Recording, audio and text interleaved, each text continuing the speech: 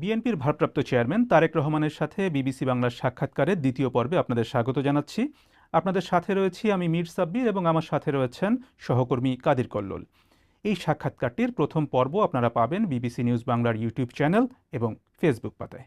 যে সরকার এখন বাংলাদেশের সরকার পরিচালনার দায়িত্বে রয়েছে, অন্তর্বর্তী সরকার, আহ, তাদের প্রসঙ্গে যদি বলি, তাদের সাথে আপনার সম্পর্ক কেমন? বিষয়টি তো রাজনৈতিক, এটি তো কোনো ব্যক্তি বিষয় না। আমরা প্রথম থেকে যে কথাটি বলেছি যে আমরা চাই এই অন্তর্বর্তীকালীন সরকার সফল হোক, অর্থাৎ আহ, অনেক কিছুর মতন বিভিন্ন বিষয় আছে। যেমন আমরা যদি মূল দুটো বিষয় বলি, যে কিছু সংস্কারের বিষয় আছে, একই সাথে একটি প্রত্যাশিত সুষ্ঠু নিরপেক্ষ স্বাধীন নির্বাচনের একটি বিষয় আছে। মূলত কিছু সংস্কার সহ, যেই সংস্কারগুলো না করলেই নয়, এরকম সংস্কার সহ একটি স্বাভাবিক সুষ্ঠু স্বাধীন নির্বাচন অনুষ্ঠিত করাই হচ্ছে বর্তমান সরকারের মূল লক্ষ্য। আমরা প্রত্যাশা করি যে ওনাদের উপরে যেটা মূল দায়িত্ব, সেটি ওনারা সঠিকভাবে সম্পাদন করবেন। আহ, এটাই তো আমাদের কাছে ওনাদের চাওয়া। রাজনৈতিক দল হিসাবে আমরা আশা রাখি, প্রত্যাশা করি যে ওনারা করবেন কাজটি সুন্দরভাবে।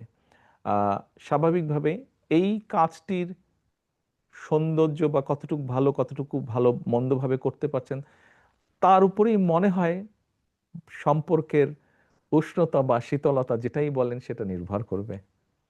আপনি কয়েক মাস আগে একটি মন্তব্য করেছিলেন যে অন্তর্বর্তী সরকারের নিরপেক্ষতা নিয়ে জনমনে সন্দেহ তৈরি হয়েছে।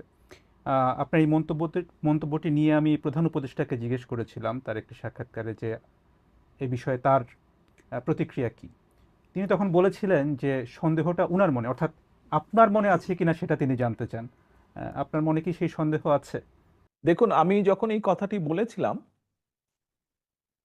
সেই সময় পর্যন্ত আহ, এই মুহূর্তে আমার যতটুকু মনে পড়ে, সেই সময় পর্যন্ত ওনারা কিন্তু কোনো একটি একটি ওনারা কোনো সঠিক আহ, নির্বাচনের ব্যাপারে সঠিক কোনো ওনারা টাইম ফ্রেম বা কোনো কিছু বলেননি। ওনারা রোড ম্যাপ বলতে যা বুঝায়, আমরা নর্মালি যা বুঝে থাকি, এরকম কিছু বলেননি। এবং সে কারণেই শুধু আমার মনের মধ্যেই নয়, আমরা যদি সেই সময় বিভিন্ন মিডিয়া দেখি, বিভিন্ন মিডিয়া ব্যক্তিত্ব দেখি, যারা বিভিন্ন সময় বিভিন্ন জায়গায় আলোচনা করেন রাজনৈতিক বিষয় নিয়ে, প্রায় সকলের মনের মধ্যেই সন্দেহ ছিল। আমরা যখন দেখলাম যে অন্তর্বর্তীকালীন সরকার প্রধান ডক্টর ইউনূস, আহ, উনি মোটামুটিভাবে একটি রোড ম্যাপ ঘোষণা করলেন, এবং পরবর্তীতে আমরা দেখেছি বেশ কয়েকবার উনি ওনার যে সিদ্ধান্ত, সেটির ব্যাপারে উনি দৃঢ় অবস্থান গ্রহণ করেছেন। তারপর থেকেই খুব স্বাভাবিকভাবেই আহ, এই সন্দেহটি বহু মানুষের মন থেকে ধীরে ধীরে ধীরে চলে যেতে ধরেছে। আমি মনে করি ওনারা যা বলেছেন, ওনারা যতক্ষণ পর্যন্ত দৃঢ় থাকবেন ওনাদের বক্তব্যে, ওনাদের কাজে, এ ব্যাপারে যত বেশি দৃঢ় থাকবেন, তত এই সন্দেহ চলে যাবে আস্তে আস্তে। সেই সন্দেহ মনে হয় কিছুটা দূরীভূত হয়েছিল লন্ডনে যখন তিনি আপনার সাথে বৈঠক করলেন, তারপরেই 1 ফেব্রুয়ারি নির্বাচনের বিষয়টি কথা এসেছিল। তো সেই বৈঠকে কি একটা তো নির্বাচনের কথা তো হয়েছিল, যেহেতু সেটি পরে এসেছে। এর বাইরে কি আপনাদের মধ্যে আর কোনো কথা হয়েছে, আর কোনো বিষয়ে আহ, কোনো চিন্তা ভাবনা সমঝোতা কিছু হয়েছে? এর বাইরে স্বাভাবিকভাবেই আহ, উনি অত্যন্ত একজন স্বনামধন্য মানুষ, অত্যন্ত বিজ্ঞ মানুষ উনি। এর বাইরে তো অবশ্যই স্বাভাবিকভাবে সৌজন্যমূলক কথাবার্তা হয়েছে। এর বাইরেও উনি আমাকে জিজ্ঞেস করেছেন যে জনগণ যদি আপনাদেরকে সুযোগ দেয়, তাহলে আপনারা কি কি পদক্ষেপ গ্রহণ করবেন দেশের জন্য, দেশের মানুষের জন্য। এই বিষয়গুলো আলোচনা হয়েছে। আহ, আমার কিছু চিন্তা ভাবনা, দেশের মানুষকে নিয়ে, দেশের জনগণকে নিয়ে, দেশকে নিয়ে, আমরা যদি সুযোগ পাই, জনগণ আমাদেরকে যদি সেই সুযোগ দেন, তাহলে আমরা কি কি বিষয়, কি কি পদক্ষেপ গ্রহণ করব, সেই বিষয়গুলো নিয়ে কিছু কিছু আলোচনা হয়েছে। অন্তর্বর্তী সরকার গত 1 বছরে যে ভূমিকা রেখেছে নির্বাচনের বিষয়টিতে আপনি বললেন, এর বাইরে সরকার পরিচালনার ক্ষেত্রে, দেশ পরিচালনার ক্ষেত্রে এই যে ভূমিকা রেখেছে সেটাকে আপনি কিভাবে মূল্যায়ন করেন? অন্তর্বর্তীকালীন সরকার মানে ইন্টেরিয়াম, মানে এটা তো ক্ষণস্থায়ী বিষয়টি। তো খুব স্বাভাবিকভাবেই একটি দেশ পরিচালনা তো একটি বিশাল বিষয়। আমরা হয়তো ভূখণ্ডের ভিত্তিতে যদি বিবেচনা করি, হয়তো বাংলাদেশকে অনেকে বলবে ছোট দেশ, কিন্তু আমরা যদি জনসংখ্যার ভিত্তিতে বিবেচনা করি, বাংলাদেশ পৃথিবীর অনেক ভূখণ্ড হিসাবে বড় দেশ, এরকম অনেক দেশের থেকে অনেক বড়। কিন্তু ইউকের জনসংখ্যা 7 কোটির মতন, বাংলাদেশের জনসংখ্যা প্লাস মাইনাস 20 কোটির মতন এখন, কাজে ইউকের 3 গুণ বড়। এরকম একটি দেশ পরিচালনা করতে হলে স্বাভাবিকভাবেই জনগণের ম্যান্ডেট সহ একটি শক্তিশালী রাজনৈতিক সরকার প্রয়োজন। বিভিন্ন বিষয় থাকে, ইস্যুস থাকে, বিভিন্ন বিষয় আছে। আহ, তো এখন নির্বাচনের বাইরে অন্তর্বর্তীকালীন সরকারের পারফরম্যান্স, আপনি যেটা বললেন, আহ, আমরা সকল কিছু বিবেচনা করলে আমার কাছে মনে হয়েছে যে আহ, হয়তো ওনারা চেষ্টা করেছেন অনেক বিষয়। সব ক্ষেত্রে সবাই তো আর সফল হতে পারে না। স্বাভাবিকভাবে ওনাদের লিমিটেশনস কিছু আছে, সেই লিমিটেশনসের মধ্যে ওনারা হয়তো চেষ্টা করেছেন, যতটুকু পেরেছেন হয়তো চেষ্টা করছেন। আমি একটু পেছনে তাকাতে চাই। সেটা হচ্ছে যে ভাই, আমরা তো সামনে যেতে চাই, আপনি পিছনে কেন যাচ্ছেন? দেশকে সামনে নিতে হবে। মানে পেছন থেকেই তো শিক্ষা নিয়ে সামনে এগোতে হয়। তো পেছনের একটা বিষয়, সেটা হচ্ছে যে 1/11 সরকার বা সেনা সমর্থিত সরকার, সেই সময়টা নিয়ে রাজনীতিতে অনেক আলোচনা আছে। এমনি আপনার মূল্যায়নটা কি সেই সময়টাকে ঘিরে? এক বাক্যে বা সংক্ষেপে যদি বলতে হয়, 1/11 সরকার তো একটি উদ্দেশ্য প্রণোদিত, অসৎ উদ্দেশ্য প্রণোদিত একটি সরকার ছিল। আমরা দেখেছি তা সেই সরকার আসলে কিভাবে দেশের যতটুকু যেমনই হোক, বিভিন্ন ঘাত প্রতিঘাতের মধ্যে দিয়ে যতটুকুই রাজনীতি গড়ে উঠেছিল, গণতান্ত্রিক ভিত্তি ধীরে ধীরে গড়ে উঠছিল, ভুল ত্রুটি সবকিছুর ভিতর দিয়ে। কিন্তু আমরা দেখেছি যে কিভাবে তারা সবকিছু ভেঙে গুড়িয়ে দিতে চেয়েছিল, বিরাজনীতিকরণ করতে চেয়েছিল, দেশকে একটি অন্ধকার দিকে নিয়ে যেতে চেয়েছিল। পরবর্তীতে দেখেছি যে খুব সম্ভবত তাদেরই ভিন্ন আরেকটি রূপ অন্যভাবে দেখেছি আমরা, in the name of democracy. 2004 সালে আমি আপনার একটি সাক্ষাৎকার নিয়েছিলাম ঢাকায়। সে সময় আপনি বলেছিলেন যে বাংলাদেশের রাজনীতিতে একটি পরিবর্তন আনা, সেই কথা আপনি বলেছিলেন। তো বিএনপির রাজনীতিতে আসলে কতটা পরিবর্তন হয়েছে, বা ভবিষ্যৎ বিএনপি বা কেমন হবে? আমাদের রাজনীতির মূল লক্ষ্য বা উদ্দেশ্য হচ্ছে জনগণ, দেশ, দেশের সার্বভৌমত্ব।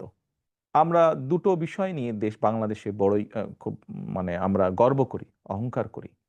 একটি হচ্ছে বাংলাদেশের গার্মেন্টস শিল্প, আর একটি হচ্ছে বাংলাদেশের প্রবাসীরা দিন রাত পরিশ্রম করে যে কষ্টার্জিত বৈদেশিক মুদ্রা পাঠান, সেটি।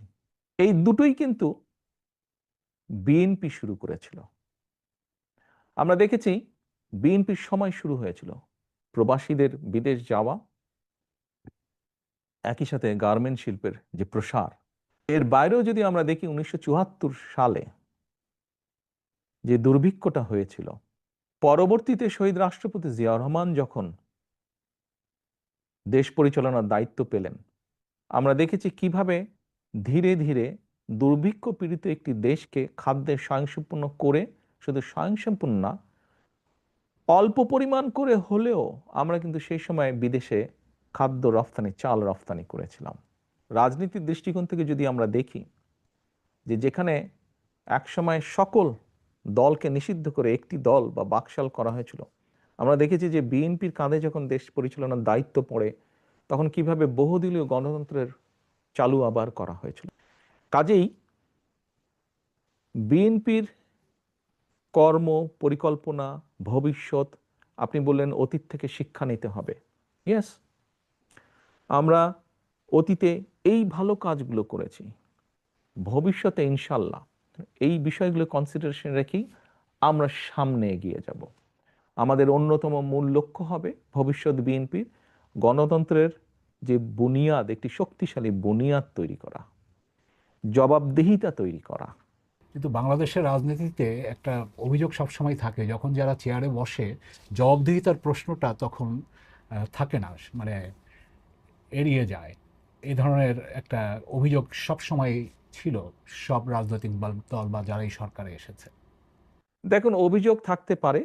আমি আগেই তো বলেছি, একটি বিষয়ে বিভিন্ন জনের বিভিন্ন রকম অভিযোগ থাকতে পারে। এখন অভিযোগ নিয়ে তো আর বলা যাবে না, কিন্তু অভিযোগটা কনসিডারেশন অবশ্যই রাখবো। আমি এখন, আপনি যেহেতু আমার কাছে জানতে চেয়েছেন, আমি আপনাকে এইটাই বলেছি। আপনি জানতে চেয়েছেন ভবিষ্যৎ কেমন হবে। আমি আমার অভিজ্ঞতা দিয়ে যা দেখেছি, বুঝেছি, জেনেছি, আমি আপনার সামনে সেটাই তুলে ধরলাম। অভিযোগ এই দেশেও আছে, কিন্তু আপনি যা জানতে চাইছেন, এটি তো আমি একমাত্র সুযোগ যদি পাই, আমি ইনশাল্লাহ সুযোগ পেলে পরে তখন আস্তে আস্তে জিনিসটি প্রমাণ করা সম্ভব হবে। হ্যাঁ, এটাও বাস্তবতা, প্র্যাগমেটিক কথা যেটা, বাস্তব কথা যেটা, আমি সুযোগ পেলে যে সাথে সাথেই বিষয়টি হবে তা না। কারণ আমি সুযোগ পেলে আপনাকেও বুঝতে হবে, আপনিও কিন্তু দেশ গঠনের একটা পার্ট। কাজেই আপনার মতন এরকম লক্ষ কোটি মানুষকে বিষয়টি বুঝতে হবে। শুধু এতটুকু বলতে পারি যে yes, we are committed, we will try our best to do, perform best to do that. জবাবদিহিতার কথা বলছিলেন, এই প্রসঙ্গে বলি, গত 15 বছর আপনি নির্বাসনে থেকে দলকে নেতৃত্ব দেওয়ায় এটা একটা ভিন্ন পরিস্থিতি। নেতৃত্ব নিয়ে আপনার চিন্তাধারায় কি ধরনের পরিবর্তন এসেছে, আপনি কি অনুধাবন করেন? গত 17 বছর প্রবাস জীবনে আছি, এবং অনেকগুলো বছর আমি বাংলাদেশের সাথে 5 থেকে 6 ঘন্টা টাইম ডিফারেন্স, ডিস্টেন্স ডিফারেন্স তো আছেই। রিচিং ডিফারেন্স একটা ডিফিকাল্টিস তো আছেই। এটি একটি বেশ কষ্টসাধ্য ব্যাপার।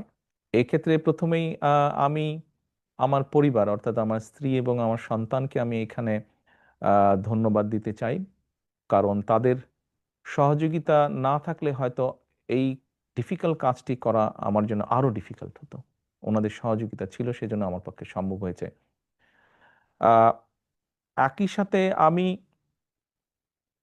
আবারও ধন্যবাদ দিতে চাই আমার হাজারো লক্ষ নেতাকর্মীকে, যারা এই ডিফিকাল্টিজের মধ্যে থেকেও আমাকে সহযোগিতা করেছেন দলকে সুসংগঠিত রাখতে, দলকে রাজপথে নিয়ে যেতে, শত অত্যাচার বাধা বিঘ্নর মাঝেও আহ, জনগণের কথা তুলে ধরতে, জনগণের দাবির ব্যাপারে সোচ্চার থাকতে। আপনি জিজ্ঞেস করেছেন মনে হয় যে আহ, এখান থেকে কি কি দেখেছি, শিখেছি বা জেনেছি। আমি মনে করি যে এই দেশ থেকে ভালো যা কিছু দেখেছি বা শিখেছি, দেশের নাগরিক হিসাবে, এবং যেহেতু আমি একজন রাজনৈতিক কর্মী, হয়তো আমার একটি সুযোগ আছে ভালো কিছু করার জন্য দেশের। আহ, যদি আমি ইনশাল্লাহ সেই সুযোগটি পাই, তাহলে সেই সুযোগটিকে যতটুকু সম্ভব দেশের মানুষের জন্য বা দেশের জন্য কিছু করার, এইভাবেই বিষয়টিকে আমি বিবেচনা করি। কূটনীতির প্রসঙ্গে আসি, যে বিএনপি যদি আহ, সরকার গঠন করে, তবে কূটনীতির ক্ষেত্রে বিএনপির মূলনীতি কি হবে? Good question. বিএনপির মূলনীতি একটাই, সবার আগে বাংলাদেশ। কূটনীতির ক্ষেত্রে বিএনপির নীতি সবার আগে বাংলাদেশ, আমার জনগণ, আমার দেশ, আমার সার্বভৌমত্ব। এটিকে অক্ষুণ্ণ রেখে, এটি স্বার্থ বিবেচনা করে, এটি স্বার্থকে অটুট রেখে বাকি সবকিছু। এটা কি বৈশ্বিক রাজনীতির একটা প্রভাব বলা যায়? কারণ আপনি যদি বিভিন্ন দেশে দেখেন, এমনকি ডোনাল্ড ট্রাম্পও আমেরিকা ফার্স্ট একটা স্লোগান দিয়ে কিন্তু এসেছিলেন। না, ওদেরটা ওরা বলেছে। আমি ভাই বাংলাদেশি, আমার কাছে বাংলাদেশের স্বার্থ বড়, আমার কাছে বাংলাদেশের মানুষের স্বার্থ বড়। কাজে কে কি বললো আমার কিছু যায় আসে না, আমার হচ্ছে সবার আগে বাংলাদেশ। সিম্পল, কমপ্লিকেট করার কিছু নেই, এটা সিম্পল ব্যাপার। আচ্ছা, বিগত সরকারের সময় বাংলাদেশের প্রতিবেশী দেশ ভারতের সাথে যেই সম্পর্ক ছিল, সেটা নিয়ে অনেক সমালোচনা রয়েছে। তো ভারতের সম্পর্কে আপনাদের নীতি কি হবে, ভারতের সাথে সম্পর্কের বিষয়ে? আমার মনে হয় আমার প্রথম, আপনি একটু আগে যে প্রশ্নগুলো নোক, সেখানে বোধহয় আমি ক্লিয়ার করে দিয়েছি ব্যাপারটা। আমি ক্লিয়ার করেছি পুরো ব্যাপারটা, সবার আগে বাংলাদেশ। এখানে বাংলাদেশের তো আপনি পার্টিকুলার একটি দেশের কথা বলেছেন, এখানে ওই দেশ বা অন্য দেশ তো বিষয় না। তো মানে বিষয় তো হচ্ছে ভাই বাংলাদেশ। আমার কাছে আমার স্বার্থ, আমি আগে আমার দেশের মানুষের স্বার্থ দেখবো, আমার দেশের স্বার্থ দেখবো, ওটাকে আমি রেখে তারপরে আমি ওটাকে ওটাকে আপহোল্ড করে আমি যা যা করতে পারবো আমি তাই করব। বাংলাদেশের স্বার্থ আপনারা সবার আগে নেবেন, সেটা আপনি পরিষ্কার করেছেন। ভারতের কথা বিশেষভাবে আসছে যেহেতু সেটি বাংলাদেশের প্রতিবেশী দেশ এবং বাংলাদেশের তিন পাশেই এই দেশটি সীমান্ত রয়েছে। এবং এটি নিয়ে আপনিও জানেন যে হচ্ছে যে বিভিন্ন সময়ে কথা হয়, অন্তর্বর্তী সরকারের সময়ে কথা হয়েছে, আহ, আওয়ামী লীগের সময় তো সম্পর্ক নিয়ে বললাম, সেটা নিয়ে কথা হয়েছে। তাদের সাথে বাংলাদেশের সম্পর্ক কেমন হওয়া উচিত বা কেমন থাকা প্রয়োজন, আহ, সেটা নিয়ে আপনার চিন্তা কি? অবশ্যই আমি আমার পানির হিস্সা চাই।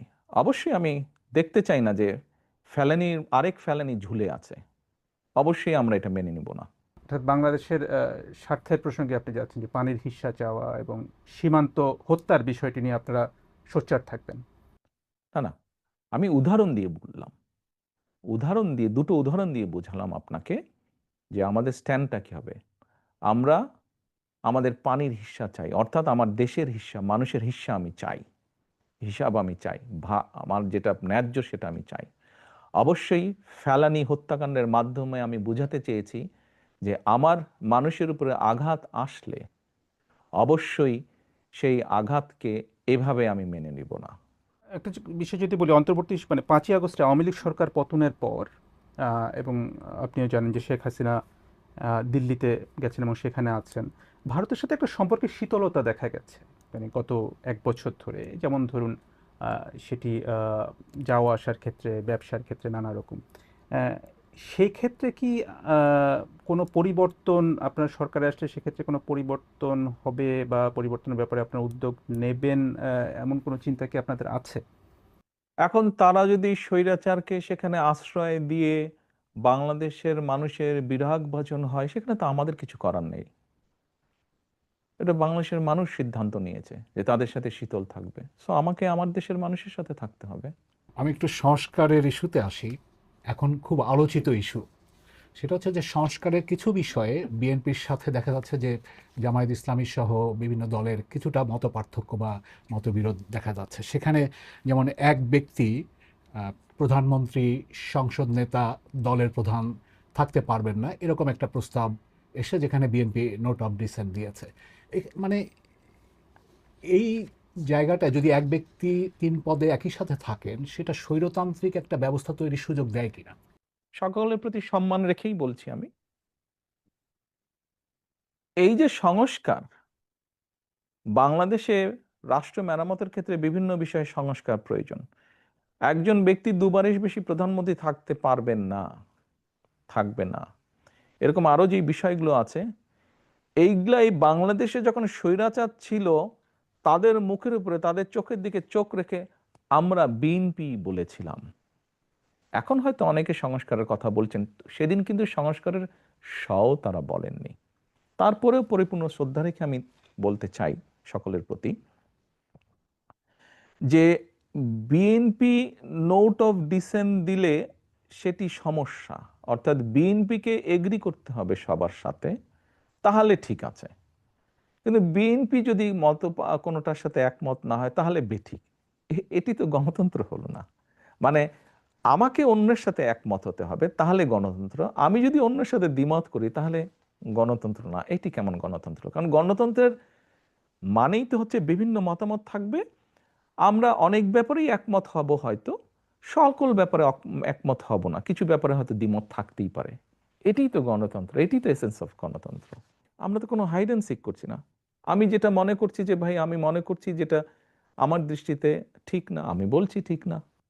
কিন্তু আপনি যেটা বলছেন যে 2 বছর আগে 2023 সালে আপনারা 31 দফা দিয়েছেন, সেই 31 দফাতেই আপনারা সংস্কারের যে সব বিষয় সেখানে রাষ্ট্রপতি প্রধানমন্ত্রী ক্ষমতার ভারসাম্য আনার কথা বলছেন।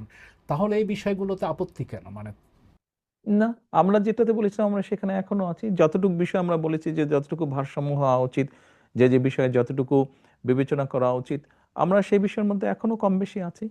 খুব এক আমাদের অবস্থান থেকে তো আমরা অবস্থান পরিবর্তন করিনি।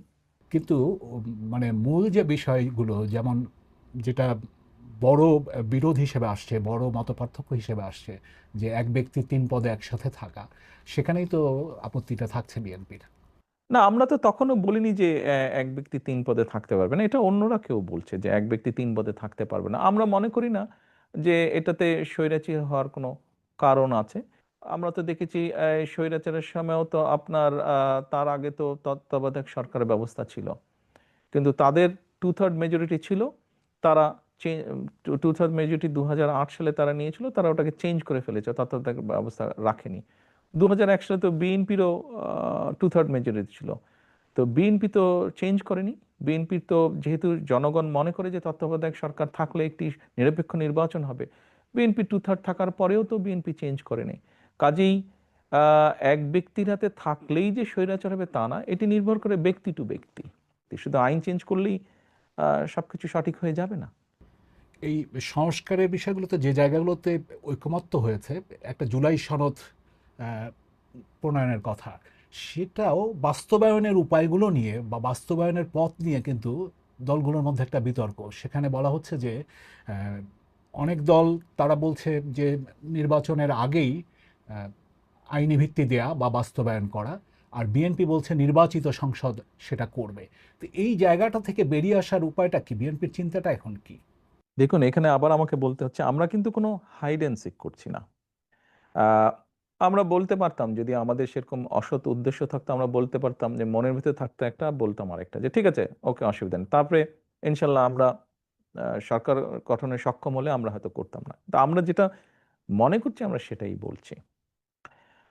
তো এখন বিষয় হচ্ছে, দেখুন এখানে একটি গুরুত্বপূর্ণ বিষয়, ইম্পর্টেন্ট একটি বিষয়। দেখুন, আমরা যদি ইভেন রিসেন্ট যে ঘটনা নেপালেও যদি দেখি, আপনি দেখেন ওরা কিন্তু এত কিছুর মধ্যে যাচ্ছে না। ওরা বলছে যে গুরুত্বপূর্ণ যা বিষয় আছে, সংস্কার বলেন, বিভিন্ন বিষয়, গুরুত্বপূর্ণ যা বিষয় আছে, নির্বাচিত প্রতিনিধি যারা আসবে, জনগণের দ্বারা নির্বাচিত প্রতিনিধি যারা আসবে, তারা সেগুলোর ব্যাপারে সিদ্ধান্ত নেবে।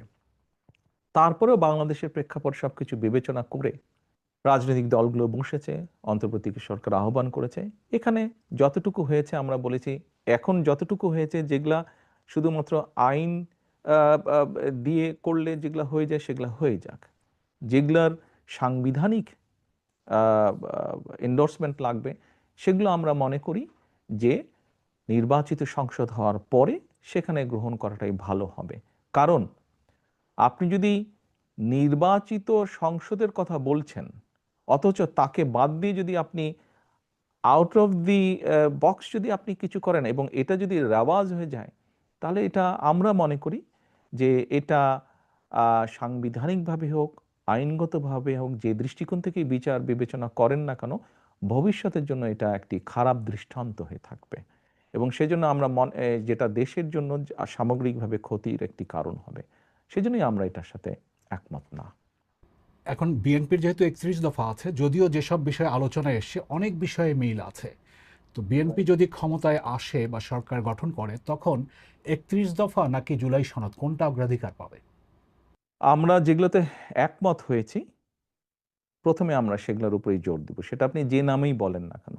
স্বাভাবিকভাবে আমরা ঐক্যমত কমিশনে যেগুলোতে সকলে মিলে একমত হয়েছি, আমরা প্রথমে সেগুলোতে, আমরা সরকার ইনশাল্লাহ সরকার গঠনের সুযোগ পেলে আমরা প্রথমে সেগুলোতেই অবশ্যই জোর দিব। আর তারপরে আপনি যেটা 31 দফার কথা বললেন, অবশ্যই 31 দফা আমাদের রাজনৈতিক কমিটমেন্ট জনগণের প্রতি। আমরা তো আমাদের 31 দফার মধ্যে যেগুলো এটার সাথে মিলে গিয়েছে, এর ভিতরে যেগুলো মিলে গিয়েছে সেগুলো তো আমরা করবো। এর বাইরে যেগুলো থাকবে 31 দফার মধ্যে আছে কিন্তু এর বাইরে আছে, আমরা আমাদের 31 দফা বাস্তবায়ন করব, কারণ ওটা তো আমাদের পলিটিক্যাল কমিটমেন্ট। এটাও যেমন পলিটিক্যাল কমিটমেন্ট, ওটাও আমাদের পলিটিক্যাল কমিটমেন্ট। এটা আমরা রাজনৈতিক দলগুলো মিলে একত্রিত হয়ে বলেছি, ওটাও আমরা অনেকগুলো রাজনৈতিক দল একত্রিত হয়েই কিন্তু 31 দফা দিয়েছি। রাজনীতি থেকে একটু ভিন্ন প্রসঙ্গে যাই। আপনাকে সম্প্রতি প্রাণী অধিকার রক্ষা নিয়ে বেশ সোচ্চার দেখা গেছে। সংক্রান্ত অনুষ্ঠানে আপনি যোগ দিয়েছেন, রাজনৈতিক অনুষ্ঠানের বাইরে আপনার পোষা বেড়ালের সাথে আপনার নিয়মিত ছবি দেখা যায় সামাজিক যোগাযোগ মাধ্যমে। তো এটা আপনার কাছে গুরুত্বপূর্ণ হয়ে উঠলো কিভাবে? প্রথমত এখানে একটু ক্লিয়ার করি, বিড়ালটি আহ, এটা আমার মেয়ের বিড়াল প্রথমত। তো আহ, ও এখন অবশ্য সবারই হয়ে গিয়েছে, আমরা সবাই ওকে আদর করি। বিষয়টি এরকম, শুধু বিড়াল নয়, আমি এবং আমার ভাই যখন ছোট ছিলাম, আমাদের একটি ছোট কুকুরও ছিল। ইভেন তখন আমাদের বাসায় আম্মা, উনি হাঁস মুরগি পালতেন, ছাগলও ছিল আমাদের বাসায়, উনি ছাগলও কয়েকটি পালতেন। তো স্বাভাবিকভাবেই আপনি যেই দৃষ্টিকোণ থেকেই বলেন, পোষা কুকুর বিড়ালই বলেন, ও বাই দ্য ওয়ে কবুতরও ছিল আমাদের বাসায়।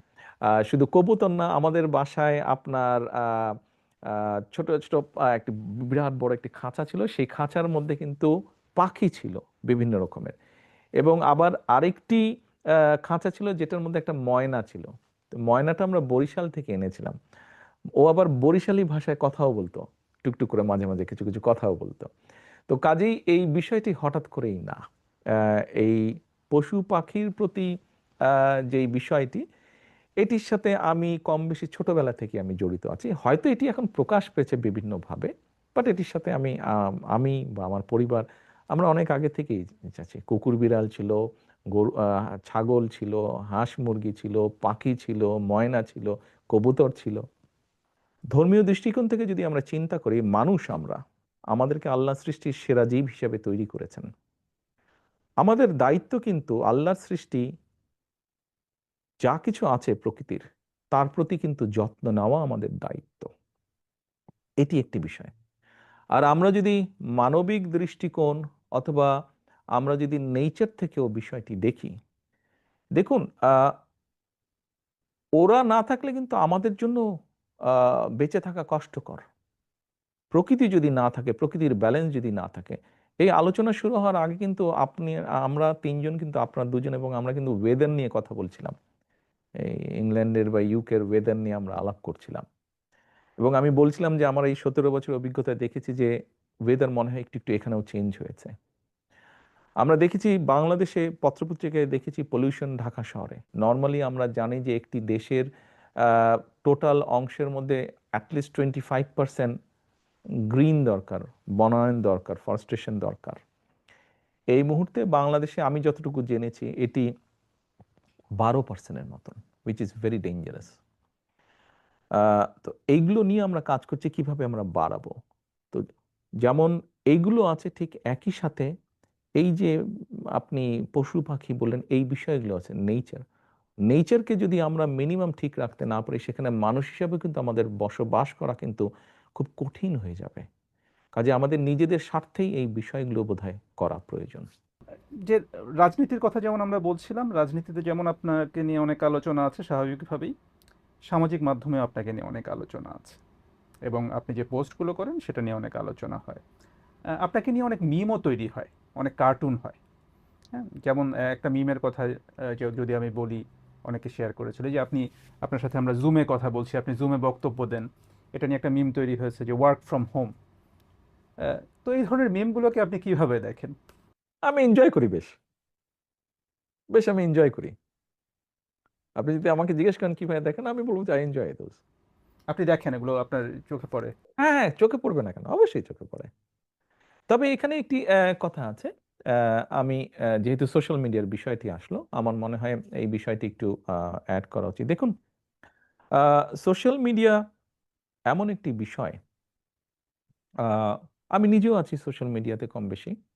বহু মানুষ আছেন, লক্ষ কোটি মানুষ আছে সোশ্যাল মিডিয়াতে। এটি দিয়ে যেমন খুব দ্রুত একজনের সাথে আরেকজনের যোগাযোগ করা যায়। আহ, আমরা মাঝে মাঝে বলি যে দেখেন, অনেক সময় অনেক আলোচনায় আসে, সেমিনার বক্তৃতার আসে, যে ডিনামাইটটা যখন আবিষ্কৃত হয়, ডিনামাইটটা আবিষ্কৃত হয়েছিল আপনার পাহাড় ভেঙে কিভাবে মানুষের চলাচলের জন্য রাস্তাঘাট তৈরি করা যায়, হয়তো কিভাবে চাষের জমি করা যায়, এরকম লক্ষ্যকে সামনে রেখেই, উদ্দেশ্যকে সামনে রেখেই কম বেশি ডিনামাইটের ব্যবহারটা শুরু হয়েছে। কিন্তু পরবর্তীতে আমরা দেখেছি এটি মানুষ হত্যার মতন জঘন্য কাজেও ব্যবহার করা হয়েছে। সোশ্যাল মিডিয়ার ক্ষেত্রে আমি বলতে চাই যে অবশ্যই প্রত্যেকটি মানুষের অধিকার আছে। যেহেতু আমরা গণতন্ত্রে বিশ্বাস করি, মানুষের বাক ব্যক্তি স্বাধীনতায় আমরা বিশ্বাস করি, প্রত্যেকটি মানুষের অধিকার আছে তার মতামত প্রকাশ করার। তবে আমরা যদি সকলে এতটুকু সচেতন হই যে আমি আমার মত ঠিকই প্রকাশ করলাম, কিন্তু এই মত প্রকাশের ফলে কি কেউ ক্ষতিগ্রস্ত হলো কি না, এই বিষয়টিকে যদি আমরা বিবেচনায় রাখি, একটি মানুষ ক্ষতির সম্মুখীন হলো কিনা, ক্ষতিগ্রস্ত হলো কিনা, এই বিষয়টিকে বোধহয় আমাদের বিবেচনায় রাখা উচিত। এটি এক নম্বর। দ্বিতীয়ত হচ্ছে সোশ্যাল মিডিয়ার বহুল ব্যবহারের ফলে ডিসইনফরমেশন বা মিসইনফরমেশন এই বিষয়টিও চলে এসছে সামনে, কথাটিও চলে এসছে। একটি জিনিস আমি দেখলাম বা শুনলাম, সাথে সাথেই আমি সেটিতে ঝাঁপিয়ে পড়লাম। না করে আমার মনে হয় ফ্যাক্ট চেক বলে যেই কথাটি আছে সোশ্যাল মিডিয়াতে, এটা সব জায়গায় আছে। এই ব্যাপারেও যদি আমরা একটু অ্যালার্ট থাকি সবাই, এই ব্যাপারে যদি একটু সচেতন থাকি যে ঠিক আছে এটি একটু যাচাই বাছাই করে নেই, যদি সত্য হয় অবশ্যই আমার সেখানে মতামত থাকবে, কিন্তু যদি মিথ্যা হয় বিষয়টি, কেন আমি এখানে মতামত দেবো? একটি মিথ্যার সাথে আমি কেন নিজেকে সংশ্লিষ্ট করব? একটি খারাপ কিছুর সাথে কেন আমি নিজেকে সংশ্লিষ্ট করব? আহ, এটি আমি আমার মতামতটা প্রকাশ করলাম। আমরা প্রায় শেষ দিকে চলে আসছি। আমি একটা প্রশ্ন করতে চাই যে রাজনৈতিক পট পরিবর্তন যেটা হয়েছে গত বছরের 5ই আগস্ট, তারপর থেকে বিএনপির পক্ষ থেকে যেসব বক্তব্য বা প্রতিশ্রুতি দেয়া হচ্ছে সেগুলো বাস্তবায়ন হবে, এই প্রশ্নে মানুষকে কিভাবে আস্থায় নেবেন আসলে? এই প্রশ্নের উত্তরে যদি একটু এইভাবে বলি, স্বাভাবিকভাবেই রাজনৈতিক দল হিসাবে তো আমাদের একটি পরিকল্পনা আছে। আপনাদের বিভিন্ন প্রশ্নের উত্তরে আমি কিছু কিছু বলেছি। তো ব্যাপারটা হচ্ছে এরকম যে দেখুন, এই মুহূর্তে মাঠে আমরা যেই রাজনৈতিক দলগুলো আছি, আমরা ধরে নিতে পারি যে এই রাজনৈতিক দলগুলো ইনশাল্লাহ আগামীতে দেশ পরিচালনা করতে পারে। তার মধ্যে বিএনপিরই কিন্তু দেশ পরিচালনা করার অভিজ্ঞতা আছে।